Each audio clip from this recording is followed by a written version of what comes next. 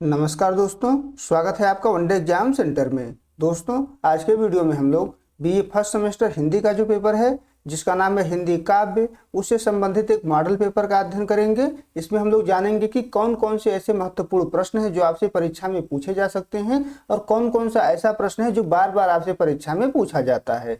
तो आपका जो पेपर परीक्षा में मिलेगा वह कुल 3 खंडों में विभाजित होगा, खंड अ, खंड ब और खंड स। जो खंड अ होगा उसमें आपसे अति लघु उत्तरीय प्रश्न पूछा जाएगा और अधिकतम 100 शब्दों में इसका उत्तर आपको देना होगा। कुल 10 प्रश्न इसमें आपसे पूछे जाएंगे। इसमें पहला प्रश्न है आपका कि आदिकाल की 3 विशेषता बताइए। यहाँ सबसे पहले आपको आदिकाल के बारे में बताना है, फिर आदिकाल के 3 विशेषताओं के बारे में आपको बतानी है। आप बताएंगे कि आदिकाल हिंदी का पहला काल है और ये संवत 1050 से लेकर के संवत 1375 तक रहा है। इसकी 3 विशेषताएं इस प्रकार हैं। तीनों विशेषताओं को लिख देंगे तो आपके प्रश्न का उत्तर पूरा हो जाएगा।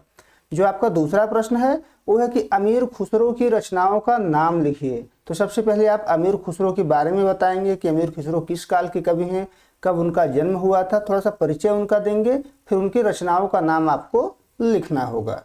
तीसरा प्रश्न है 4 संत कवियों का नाम और उनके एक एक रचना का नाम लिखिए। तो सबसे पहले आपको संत कवियों के बारे में बताना होगा कि संत कवि कौन थे, फिर 4 संत कवि और उनके एक एक रचनाओं का नाम आपको लिखना होगा। आगे बढ़ते हैं, चौथा प्रश्न देख लेते हैं। चौथा प्रश्न है सूरदास की रचनाओं का नाम लिखिए। तो सबसे पहले आपको थोड़ा सा सूरदास के बारे में बताना होगा कि सूरदास भक्ति काल के कृष्ण काव्य धारा के प्रमुख कवि थे। ये अष्टछाप के भी कवि थे। इनके गुरु का नाम वल्लभाचार्य था और इनके 3 प्रमुख रचनाओं का नाम बताएंगे। वैसे तो इनके 12 रचनाएं हैं लेकिन प्रमाणिक नहीं है, प्रमाणित 3 ही रचनाएं हैं। तो इन तीनों रचनाओं का नाम आप लिख देंगे तो आपके प्रश्न का उत्तर पूरा हो जाएगा। पांचवा प्रश्न है कि घनानंद का परिचय दीजिए। तो सबसे पहले बताएंगे कि घनानंद कौन थे, किस काल में विद्यमान थे, किस काल के कवि थे, किस काव्य धारा के कवि थे, थोड़ा सा उनका परिचय देंगे। फिर उनके रचनाओं के बारे में भी आपको बताएंगे, यानी उनका जीवन परिचय और उनका साहित्यिक परिचय दोनों आपको लिखना होगा। अगला प्रश्न है जो छठा प्रश्न है, छायावाद के 4 प्रमुख कवियों का नाम लिखिए। तो सबसे पहले छायावाद के बारे में बताना है कि छायावाद क्या है, कब से कब तक रहा है और छायावाद के जो 4 प्रमुख कवि हैं जयशंकर प्रसाद, निराला, सुमित्रानंदन पंत और महादेवी वर्मा, उन चारों कवियों के बारे में भी आपको लिखना है। इन चारों कवियों का नाम लिख देंगे और थोड़ा सा अगर हो सकेगा तो परिचय भी लिख देंगे तो अच्छा होगा।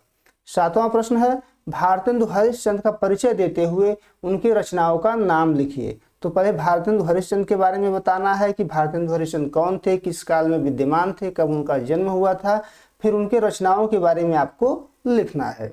आठवां प्रश्न है केशव के पास कब हृदय नहीं था, स्पष्ट कीजिए।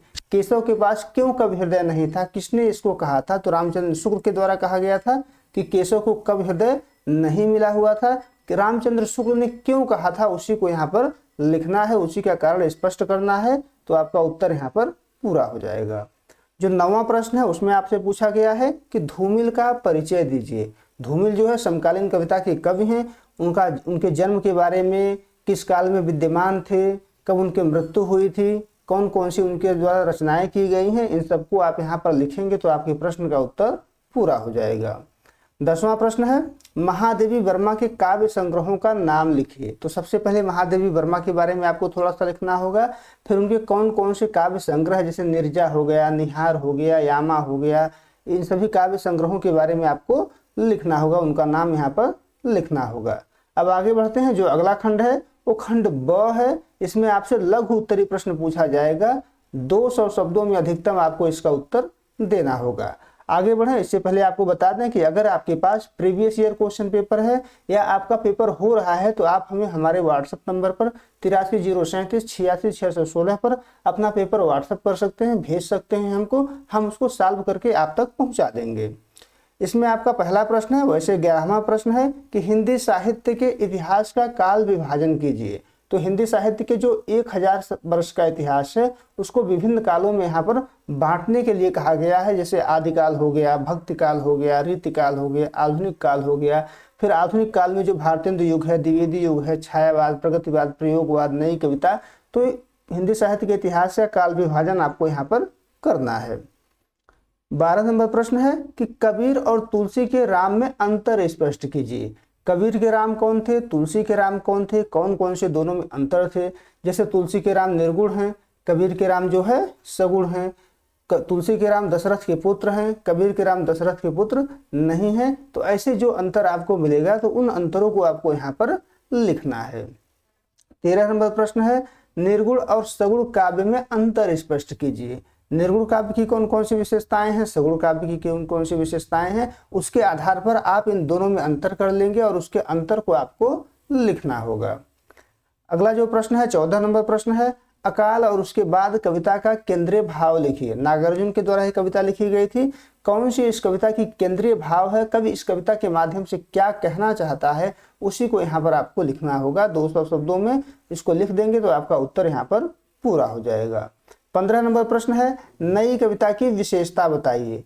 नई कविता की कौन कौन सी विशेषताएं हैं आपको बतानी है। सबसे पहले बताएंगे कि नई कविता क्या है, कब से कब तक रहा है, फिर 4-5 विशेषताओं का नाम यहाँ पर आप लिखेंगे थोड़ा सा 2-2 लाइन में, तो आपका उत्तर यहाँ पर पूरा हो जाएगा। आगे बढ़ते हैं, अगला खंड है खंड स। इसमें आपसे दीर्घ उत्तरीय प्रश्न पूछा जाएगा और इन प्रश्नों का उत्तर आपको अधिकतम 500 शब्दों में देना होगा।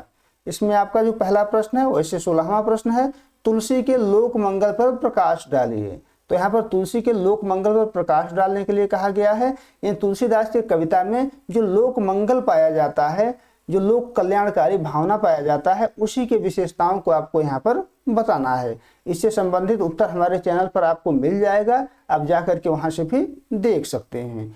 घनानंद प्रेम की पीर के कवि हैं, स्पष्ट कीजिए। घनानंद की कविता में प्रेम संबंधी कौन कौन सी विशेषता पाई जाती है, इसके बारे में आपको बताना है। इससे भी संबंधित उत्तर हमारे चैनल पर आपको मिल जाएगा, वहां से जाकर के इसका उत्तर आप देख सकते हैं।